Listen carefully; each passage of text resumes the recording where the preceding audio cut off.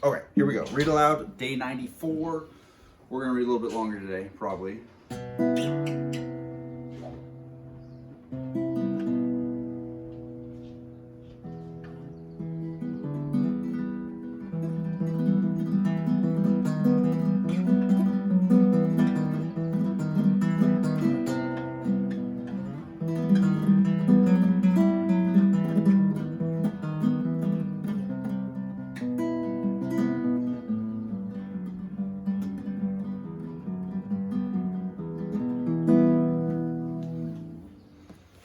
Okay. What then? What if we are? People have been trying to exterminate rats for centuries, but they haven't succeeded, and we're smarter than the others. What are they going to do? Dynamite us? Let them try.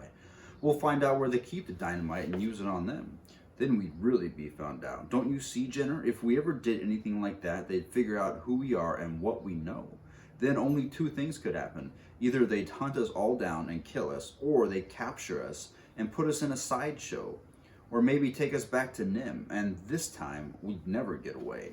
I don't believe any of that, Jenner said. You've got this idea stuck in your head. We've got to start from nothing and work hard and build a rat civilization. I say, why start from nothing if you can start with everything? We've already got a civilization. No, we haven't. We're just living on the edge of somebody else's, like fleas on a dog's back. If the dog drowns, the fleas drown too. That was the beginning of an argument that never had a satisfactory ending.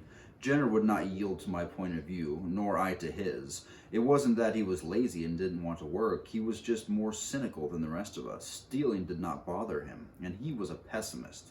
He never believed that we could really make it on our own. Maybe he was right, but I and most of the others felt that we must at least try. If we fail, well, then I suppose we must come back here or find some other farm, or eventually forget all we had learned and go back to stealing garbage. So we began working out the plan. It had been a long time coming. 3 years ago this spring we started watching Mr. Fitzgibbon to learn what he did and how he did it. To bring food out of the earth, we collected books and magazines on farming. We discovered early that in order to stop stealing, we would, for a while, have to steal more than ever. We laid up a 2-year food supply so that even if we don't succeed in growing in a good crop the first year, we won't go hungry. We've got 2/3 of it moved to Thorn Valley already, and we've dug a dry cave to store it in under one of the big rocks. We've got seeds, we've got our plows, we've cleared and cultivated part of the land near the pond, and in a few days we'll begin our first planting. We even dug some irrigation ditches in case there's a drought. We have a good schedule worked out, sort of a countdown, and by early June we will be out of this cave and out of Mr. Fitzgibbon's barn, I hope forever. Captured. Speaking of schedules and countdowns, Mr. A just spoke suddenly. We've got one for this evening. It's getting late. The clock on Nicodemus's desk said 5 o'clock. Miss Fitzgibbon feeds Dragon at 6 p.m., he spoke gently, but his voice had a chilling sound to Miss Frisbee. They all looked at her. I'm ready, she said quietly, but there are still a few minutes, and one question you have yet to answer. Why did Jonathan never tell me anything about Nim, or any of the rest? Mr. A just said, I'll try to explain. When Nicodemus and the others moved into the cave near the rose bush, they invited Jonathan and me to stay with them. After all, we had been with them for many months by that time. And at first we did. But after a few weeks we decided to move out. We were, you realize, different. We both felt strange, associating always and only with rats, and even though they were our close and good friends. Even as for me, I wanted more solitude and less society. Jonathan, on the other hand, was younger than I and felt lonely. So we moved, at first together, to the basement of the old farmhouse where I still live, and then Jonathan met you at a stream near the woods somewhere. I think he said, yes, Miss Frisbee said, I remember. From then on, he worried. He didn't want to be secretive, but he didn't know how to tell you one thing. I'm sure Nicodemus has explained to you that the injections we got at Nim had two effects. One of them was that none of us seemed to be growing any older at all. The children, yes, but not the adults. Apparently the injections had given us a much longer lifespan than even Dr. Schultz had anticipated. You can see why this would have been a dreadful thing for Jonathan to have to tell you. You never had the injections. That meant, while he stayed young, you would grow older and older and finally die. He loved you and he could hardly stand that thought. Yet if it was distressing to him, he thought, how much more painful it would be to you. That is what he could not bring himself to tell you. He would have told you eventually, I know he intended to. Indeed, you would have found it out yourself. You would have seen it happening. But it was hard. He kept putting it off, and then finally it was too late. Poor Jonathan, said Miss Frisbee. He should have told me. I wouldn't have minded. But will my children also have longer lives? Said Nicodemus. We don't know yet. We think so, but our own children are not yet old enough to be certain. We do not know they have inherited the ability to learn. Say that again. We do know they inherited the ability to learn. They mastered reading almost without effort. He stood up, took out his reading glasses, and looked at the clock. But Miss Frisbee interrupted again. One more thing, she said. What happened to Jenner? Nicodemus said he left. He was against the plan from the start. In our discussions, he tried to persuade others to oppose it too. Only a few joined him, though there are some others who are still doubtful about it. They're going to stay with us and try it. The arguments stayed reasonably friendly, but the last straw for Jenner was when we decided to destroy the machines. Destroy them? For two reasons. One, so that if anyone ever finds the cave, there won't be any evidence of what we've done, what we've been doing. Nothing but broken bits of metal, debris that will look like ordinary junk. We pull out our electric cables, our lights, and our water pipes. We close up all the tunnels leading in. The other reason is more important. When we move to Thorn Valley, we're going to have some hard times. We know that, and we're bracing for it. If this cave is still open with the machines and lights and the carpets and running water still here, there will be a terrible temptation to give up and move back to the soft life.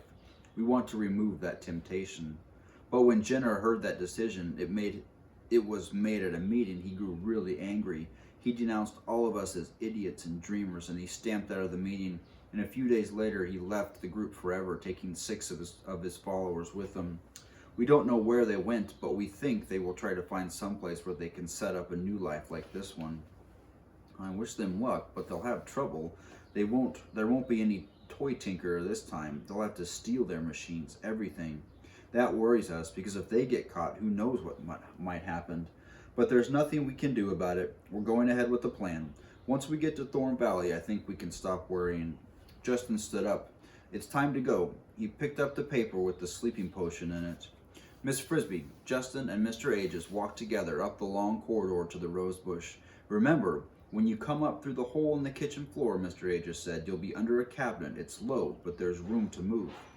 Go a few steps forward and you'll be able to see out into the room. Mrs. Fitzgibbon will be there getting dinner for her family. They eat at 6. When she's got their dinner ready, she'll feed Dragon. He won't be in the kitchen, but he'll be waiting just outside the kitchen door on the porch. She doesn't let him in while she's cooking because he makes such a pest of himself, rubbing against her ankles and getting between her feet. If you look to your right, you'll see his bowl. It's blue, and it has the word kitty written over it, over and over and over on the side. She'll pick it up, fill it with cat food, and put it down again in the same place. Then watch closely. She'll walk over to the door and let him in, and that's your chance. Her back will be towards you. She's got to walk about 20 feet. It's a big kitchen. And the bowl will be about 2 feet away from you. Be sure the paper packet is open, and then dash out, dump the powder into the food, and dash back. You don't want to be in sight when Dragon comes in. I can tell you that from experience. Is that how you got hurt? I got there a few seconds late. I decided there was still time. I was wrong. In the arch in the rose bush, Mr. Aegis left them. With his cast, he would not be able to climb through the hole to the kitchen. There was no point in his going farther. Miss Frisbee and Justin moved out of the rose bush and looked around. It was still light, though the sun was low on the horizon. Straight ahead of them, perhaps 200 feet away, stood the big white farmhouse. Dragon was already on the porch, sitting just outside the door, looking at it expectantly.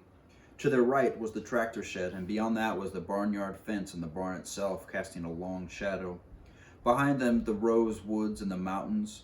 To the left, Miss Frisbee could see the big stone in the middle of the garden, near where her children waited. As soon as her task was done, she thought she must hurry to get them and get ready for the move. We go under the right side of the house, Justin said quietly. Follow me. They made their way around the edge of the yard, staying just in the shadows, keeping an eye on Dragon. Justin still wore his satchel and had put the powder package in it. There was a basement under the main part of the Fitzgibbons' house, but the big kitchen had been added later and stood on a foundation of concrete blocks. with only a crawl space beneath it. As they approached this gray foundation, Miss Frisbee saw that near the middle of it, a few inches off the ground, there was a square patch of darker gray. It was a hole left for ventilation, and there was a screen over it. When they reached it, Justin caught a hold of the screen and pulled the corner. It swung open. "We loosened it a bit," he explained, holding it open for her. Miss Frisbee crept through. "Careful," he said. "It's dark. There's a drop of about a foot. Just jump. We put some straw at the bottom so it's soft." Holding her breath, Miss Frisbee jumped blindly into the blackness and felt the cushion of straw underneath her feet. In a moment, Justin landed beside her. They were under the Fitzgibbons' kitchen.